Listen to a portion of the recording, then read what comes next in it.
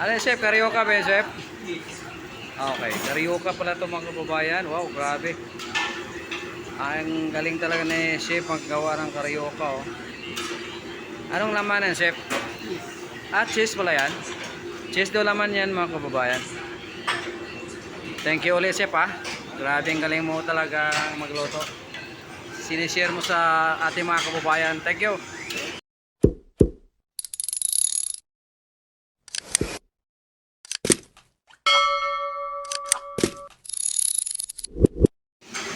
Guys, ito yung nito ni chef. Lechong kawali. Wow, grabe oh.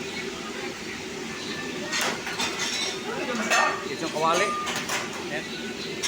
Chef, magandang umaga. Anong niluto mo chef? Mukhang masarap chef ah. Crispy kare-kare ito. Limpo to chef. Wow, grabing gawa ni chef oh. Kare-kare, limpo. Grabing sarap na chef ah. Ano oras yung display chef? Okay. Wow, sarap. Nilagyan ni chef ng sauce mga kababayan no? Yan ang kare-karing limpo. Wow, grabe, nakakatakam. Guys, bali ilagay na ni chef sa food pan ang kanyang nilutong gulay.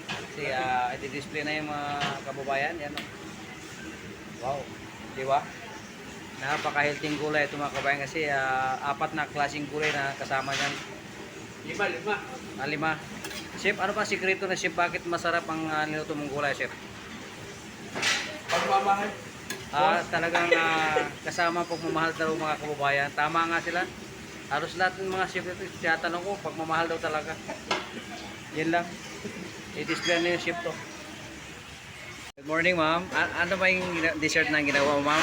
Kuya, gumagawa po kami ng buko pandan. Buko pandan niyo, ma'am. Wow, masarap, ma'am. Ano ba sikreto ni ma'am? Bakit masarap ang buko pandan? Siyempre, kailangan. Kaya kalagi. Yun. Tama talaga sinabi mga kababayan. Kailangan gumawa ka ng mga ganito, masaya at may pagmamahal. Thank you, ma'am ha. Pagpasilip sa iyong ginawang salad. Magandang umaga. Ano po yung ginawa mong juicer? Fruit minuldi pangalan yan. Wow, mukhang masarap sir ha. Yes. Fruit minuldi pala ito kababayan. Well, i-display ito ni sir oh.